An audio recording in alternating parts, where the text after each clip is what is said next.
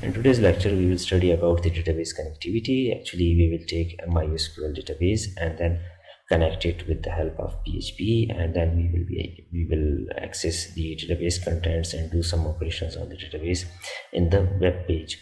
So the main objectives of this tutorial is to let you be able to learn the database connectivity with the help of PHP application, and then selection and displaying data from the database in the web pages, then insertion of new records into the database, and also deletion of records in the database. The main purpose is to let you understand that how can we work with databases while we have a PHP application. So these are the contents. The first thing is prerequisites. What do we need for performing these things, or what do we need for developing a PHP web application? So when we start, we must also do some checks. So we will check the local host and also the PHP code, whether the PHP code is executing or not, and also whether the local host is working or not. Also we will check the MySQL server. So these things must be ensured, and after that we will connect a database in the code, and then perform the select statement and do some selection from the database and display that data on the web page. And after that we will execute insertion query on the database table, and at the end we will perform the deletion operation on the database tables. So in the prerequisites we need Apache server to be installed in our system. The best way is to install XAMPP. XAMPP is a complete package. You can get many things inside this XAMPP. Once it is installed, you will get Apache server, MySQL server, also you can get FTP, etc. There are many things, and you can easily manage all these things. XAMPP is freely available. You can get it from the internet. Just Google it and you will get the download link for XAMPP. Then you need the code editor or IDEs. So there are various code editors available, and most of the code editors are freely available. So you can use Visual Code, Notepad++, Sublime Text, Dreamweaver, NetBeans, Eclipse, etc. It's up to you that which type of code editor do you like. You can check these all on the internet. Before we start, first check the local host and MySQL server running or not, and then we will execute a sample PHP code to confirm the working condition of our system. So first, for local host, I must check XAMPP control panel. So here you can get the Apache server running. Suppose it is not running, then you can run it from here. You will find start button, so just click that start button and it will start running. In XAMPP control panel, the MySQL server is giving error on my system. Actually I installed Workbench with the MySQL server earlier, so that's why that installation is not allowing XAMPP to start MySQL, because the port is already blocked by that installation. So anyhow, I don't need this MySQL under XAMPP. That is working well. Anyhow, if you have not installed Workbench, then you can use MySQL from here. So here I will check Workbench.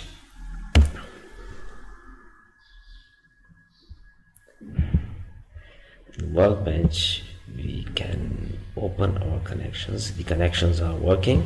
We can check our connections here. I'm using this first connection and test connection. It's working. I can see all the databases here under my connection. So the local host and MySQL server both are running on my system. Now we will practice that sample code of PHP in Dreamweaver. You can use any type of text editor. In my system I have installed Dreamweaver for this purpose. So I'm going to Dreamweaver 2020.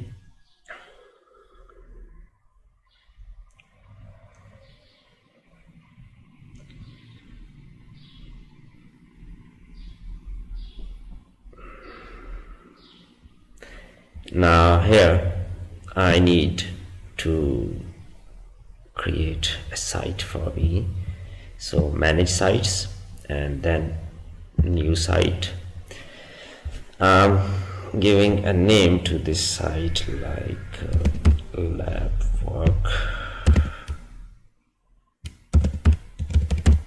work, and the files of this site will be stored on E drive,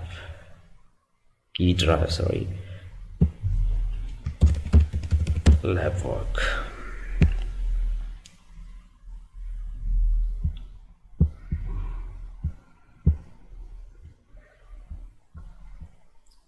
We will also create a server here. You can create it now or later, both are possible.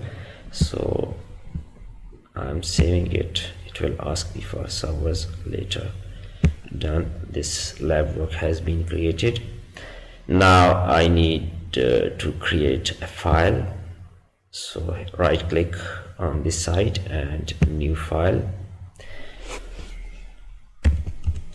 Its name is test.php. This file has been created. Double click it. Now it asked me for the server. So to view the pages containing server side code, you need a testing server. So for that purpose we must add a server. You can also add this server in the previous step, like we did here, the site name and local site folder. So that time we could also create server. Now here under server, click this plus and give a name to this server. Let's say lab work, and it should be localhost. So for localhost I must type localhost here, and the folder for localhost with XAMPP is, note this thing, for localhost we must browse to the location where the localhost has been installed. So inside localhost you will find htdocs. Select this folder for the localhost, and now this server has been created. Save it.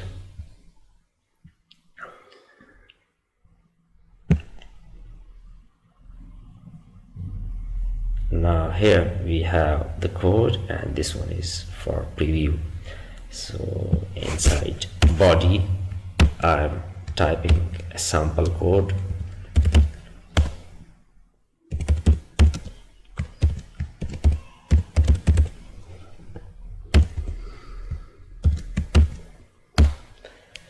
Save it, Control S.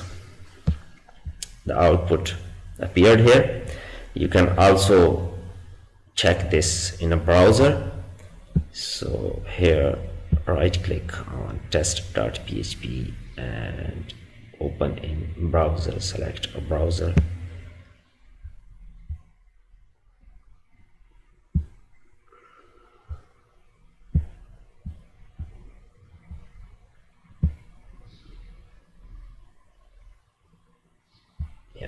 Open it here.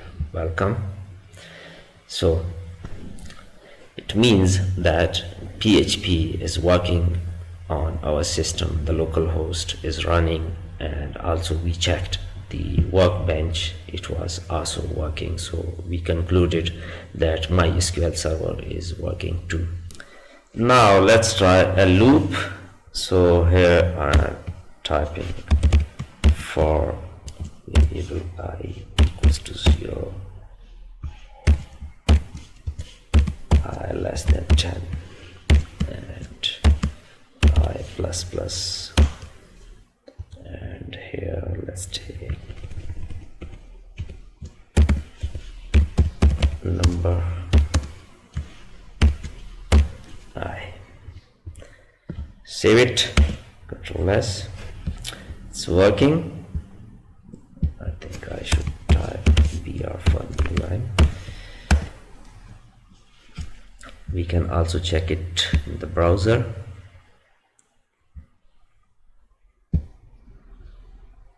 It's working. It means that we can execute any type of PHP code here in the Dreamweaver. For database connectivity, we can use MySQL extension or PDO, PHP data objects. Both are possible. Before 2012, it was MySQL, but now it has been replaced with MySQL. I is used for improved. So both can be used. It's upon you. And actually, MySQL is particularly used for the MySQL DBMS, while PDO can be used for 12 different database systems. If you have to switch your project to use another database, PDO makes the process easy because it has support for multiple databases. You only have to change the connection string and a few queries, while if you are using MySQL you will need to rewrite the entire codes including queries. Both are object oriented, but MySQL also offers a procedural API. Both support repair statements. Repair statements are protected from SQL injection and are very important for web application security.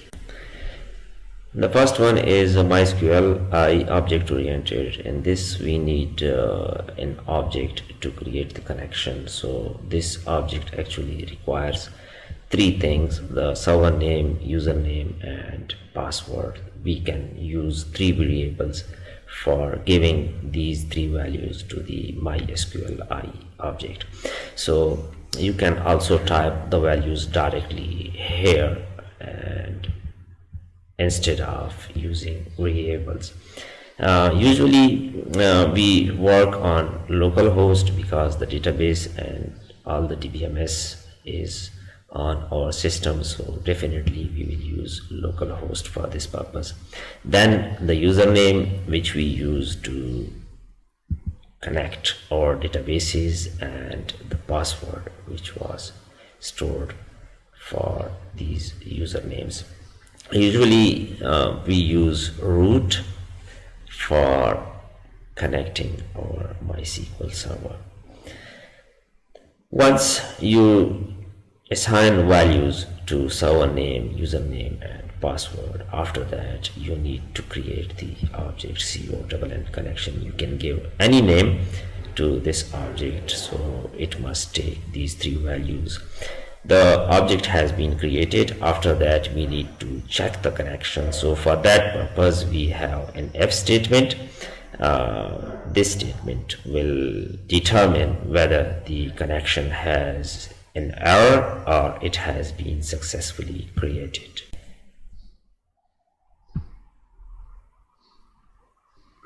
Now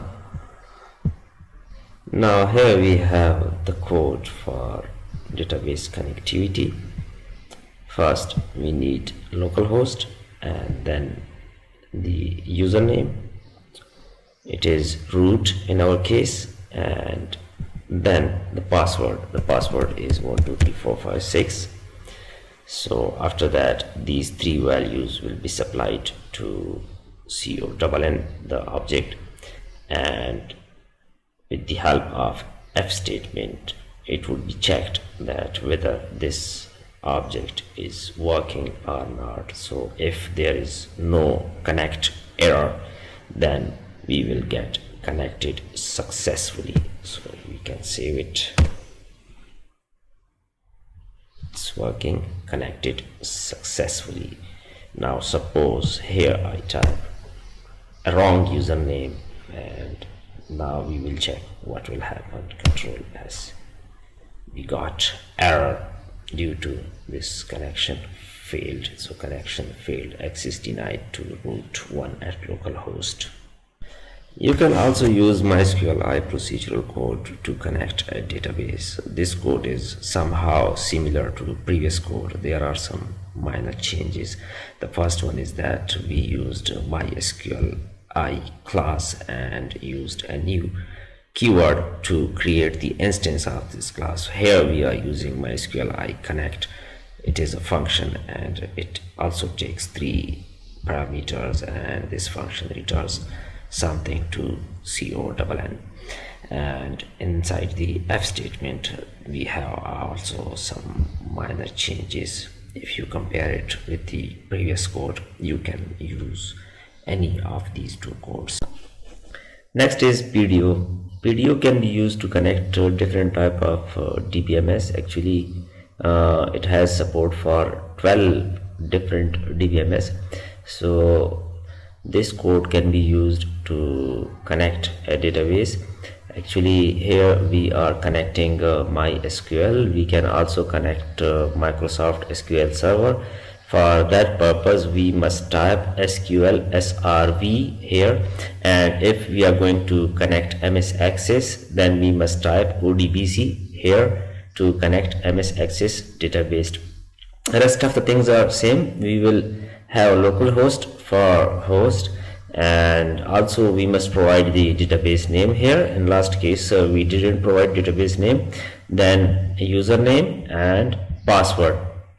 In last cases we used F statements to control or to check the errors or the exceptions, and here in this case we are using proper try and catch blocks for exception handling.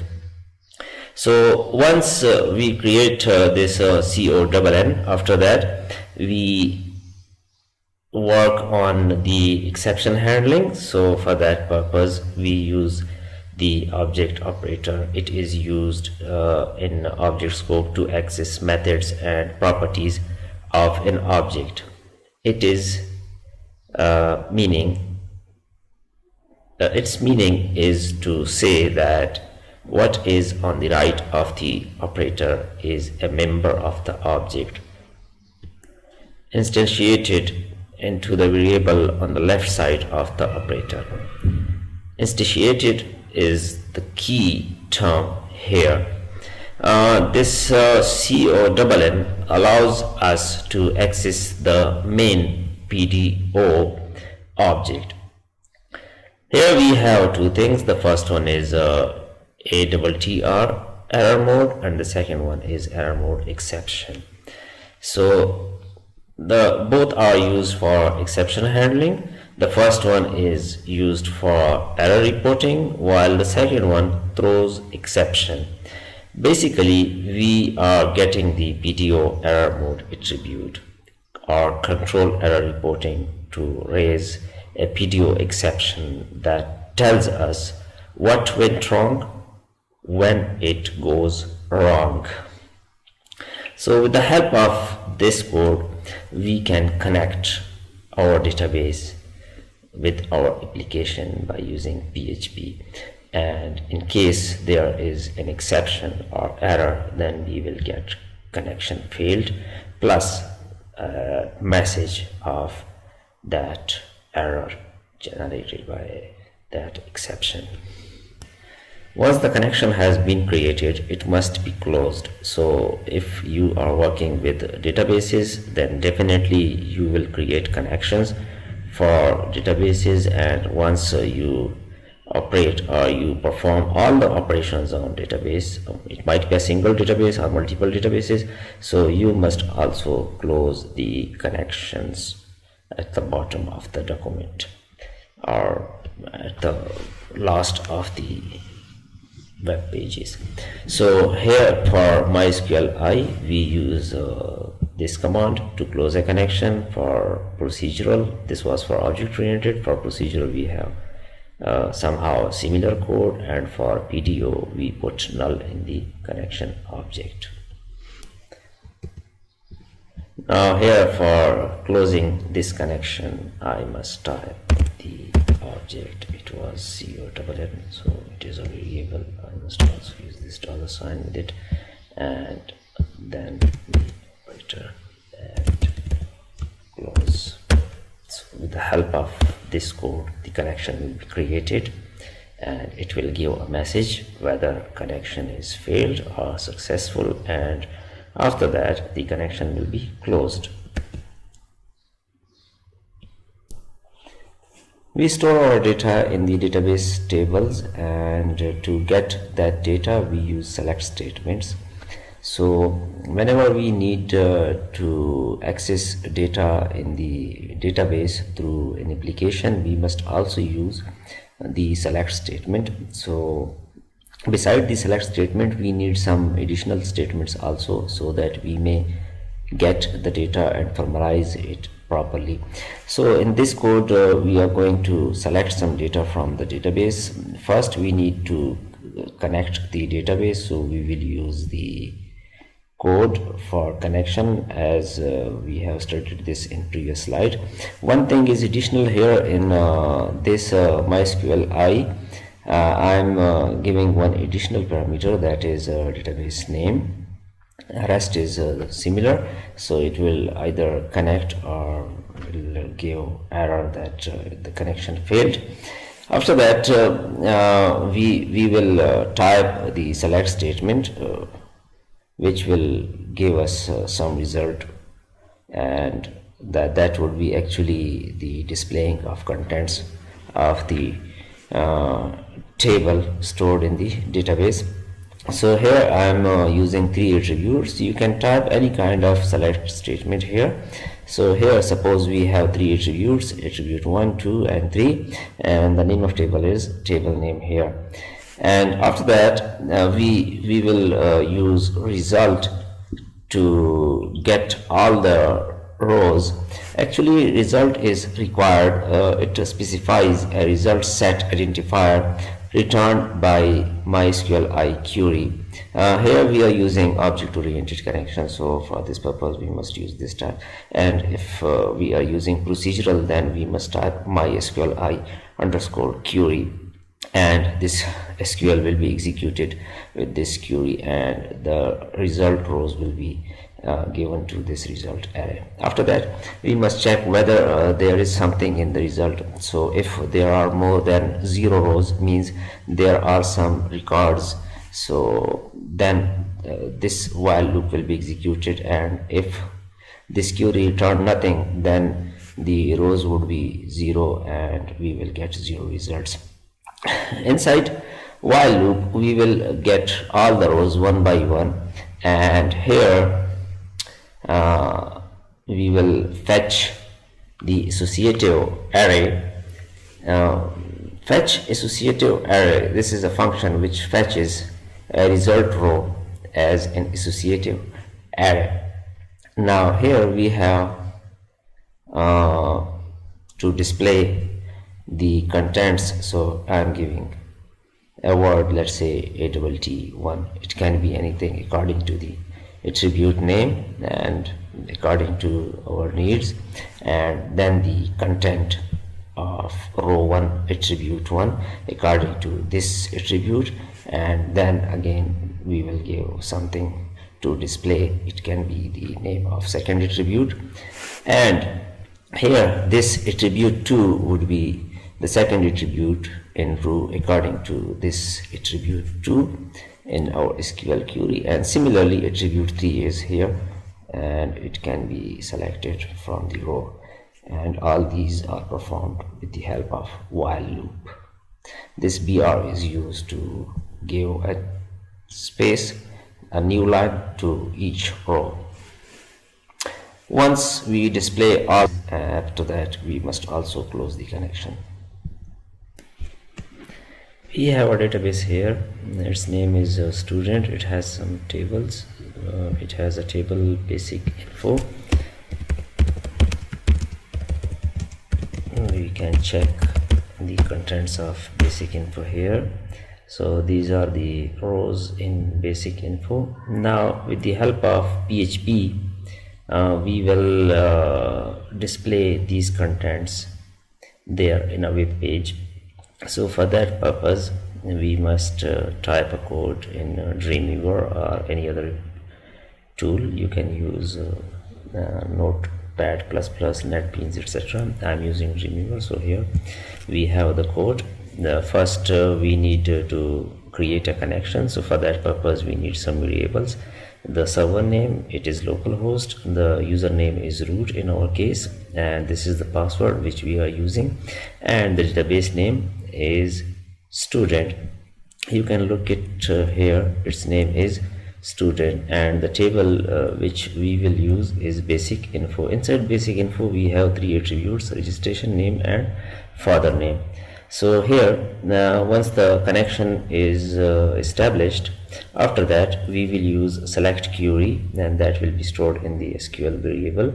So I'm giving a select query, select static from basic info. Now since we have three attributes, we can also type here static, or we can specify these three attributes: name, registration, and father name. These are three attributes in basic info.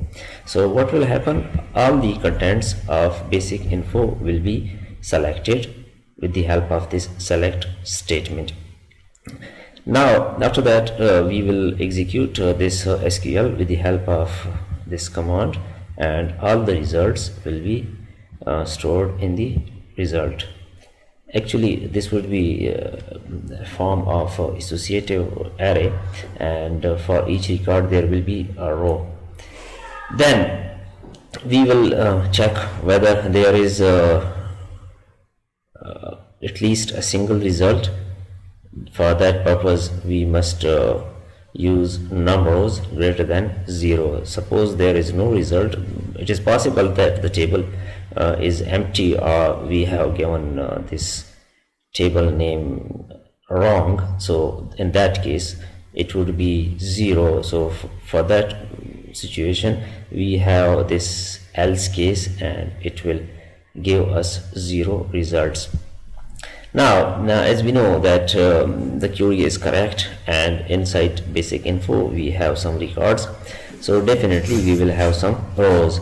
So we will use while loop, and this while loop will give us the values of these three attributes, as we have mentioned these three attributes: row registration, row name, and row father name, along with some other words. Like for registration I will use registration, for name we have here name, and for f name we have father name. So this while loop will execute until we finish all the rows, and after that the database connection will be closed.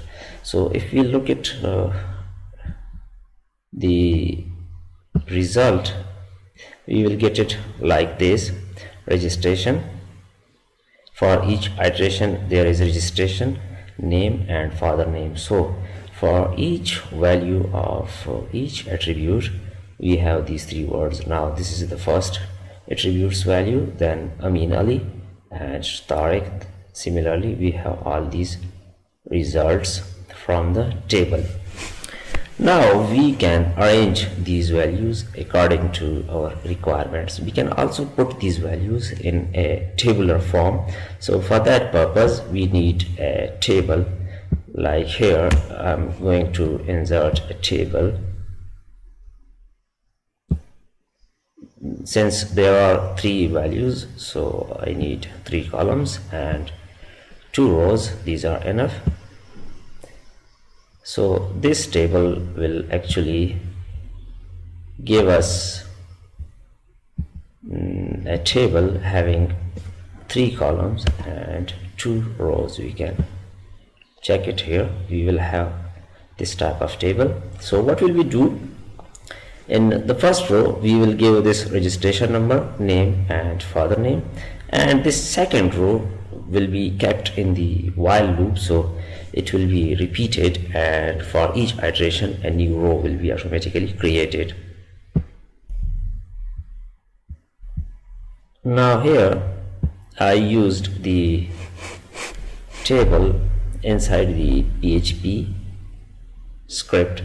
So what I did, before displaying the results which were here inside the while loop, I displayed the first column of table after executing this query. So with the help of this echo, we can display the first row of the table. So here we have 3 columns: registration, name and father, and a single row. We can check it here. So this thing is displayed here first, and after that, inside the while loop, I used the same code, but I added the tags of table. So here inside while, the row is started and these 3 columns are added, and inside each column the values from this result are extracted, and once the single iteration is completed, the row has been closed. So in this way, we can create multiple rows of the table with the help of while. Once all the rows are completed, after that the table has been closed with these 2 tags, and after that the connection is closed. So we will get the result like this. Here we have a single row, and after that we have multiple rows. Actually these rows came with the help of while loop, and in each iteration we got these 3 values from the database, and actually these values were stored in the result. So we got these values from the result array. We can also give a better shape to this table by changing its size and also changing its border size, and also make this registration name and father name as bold.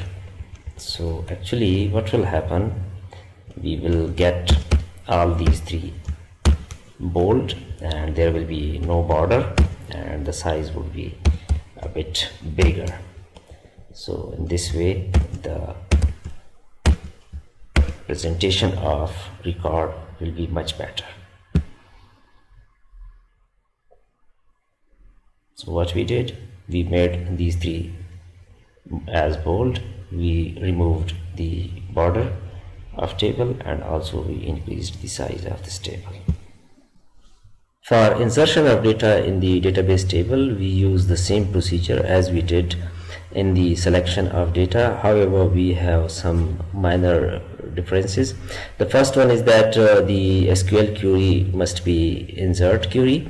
Like here we have insert into table name and some attributes and their values. After that, if you remember, in the case of select, we used a while loop here to scan all the rows in the result, and here to check the status of this query, we apply this if statement.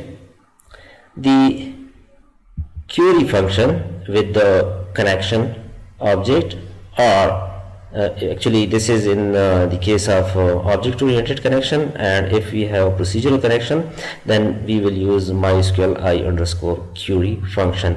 These functions are used to perform a query against a database.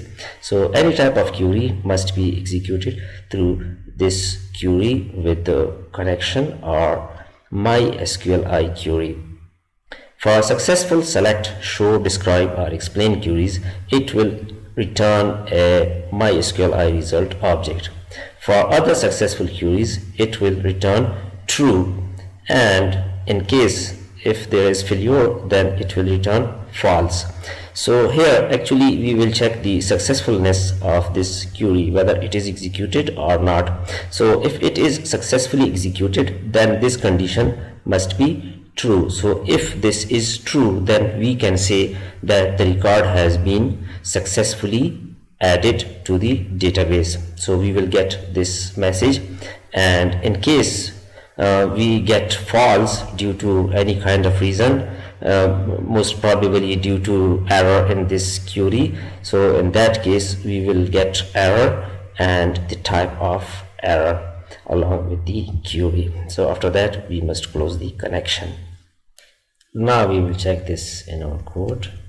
So here we used the insert statement for basic info. This is the table name in our database. Our database is student and it has three attributes: reg, name, and fname, and these are the values for these three attributes. So this SQL will be executed with the help of this query, and with the help of this f we will get whether this has been executed or not. If it is executed, then it will have true and we will get this new record has been added successfully. Otherwise we will get the error message for this else. Note one thing, actually I'm working in Dreamweaver, and it must be a bit different during code, because now I'm checking the result here inside the Dreamweaver. So for that purpose I am closing this connection inside the f. Otherwise we need to close this connection at the bottom. So inside f I close this connection because this statement might be executed several times to avoid the execution of a statement. So we need this statement to be executed once, because if you are going to execute this statement again, then you will get error, because this primary key value will be repeated. So in that case we will get error. So for that purpose I'm using this connection close inside if and also inside else. So once we execute this code, we will get the record has been added successfully. Now you can check this record in the MySQL workbench. Here, wait a minute, let's save it first. Now, yes, actually this is repeated now, so I'm going to check CS0987 in our database here. CS0987, so this one is present here in the database. Note one thing about insertion, that when we insert data into the database, we usually use forms, and with the help of these forms we get the data from user and then insert that data into the database. So we need at least 2 pages. In first page we display the forms with a submit button. Once the button has been submitted, then the control is directed to another page where we apply this code, and there for values we use some variables, and that variables actually come from that forms text data. Next thing is deletion of data from the database. We use the same procedure as we used for insert. The only difference is the query. For delete, here we will use the delete statement. So if you are going to delete something from a table, you must type delete from table name, and you will give a condition like here we have attribute 1 is equal to value, and rest of the things are same. So we can change that code of insert into delete. So here if I type delete from basic info, and no need to type the attributes. Here we need where reg equals this record, and this statement will delete a record having reg equals to CS0987. We can also change this message.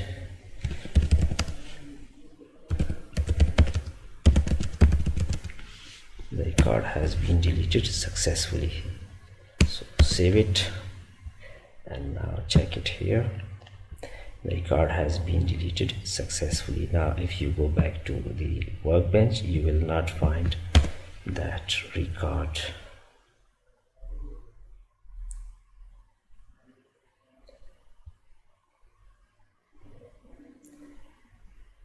It's not present.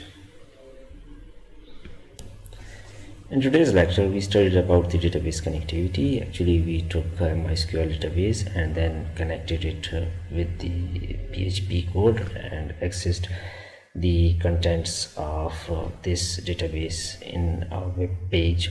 We also performed some other operations on the database with the help of PHP code. The main thing in this tutorial was the usage of database in a web page, and for this purpose we created the database connection object, and this was actually the fundamental thing, and we created this object in the beginning of PHP code. Once this object was created, after that we were able to execute the SQL statements, and according to the SQL statements result, we processed the results. So we learned about the usage of select statement, insert and delete in the PHP. With the help of select, we got the result, the rows from a database table, and then we displayed that data in a web page. With the help of insert, we added a new row into the database table, and with the help of delete query, we deleted a record from the database. The contents of this lecture are prepared from W3 Schools and Tutorials Point, and the tools used in this lecture are XAMPP, Workbench and Dreamweaver. I hope you will do practice all these and do some work in the web pages using PHP code and do some modifications also. So for now, thank you. Allah Hafiz.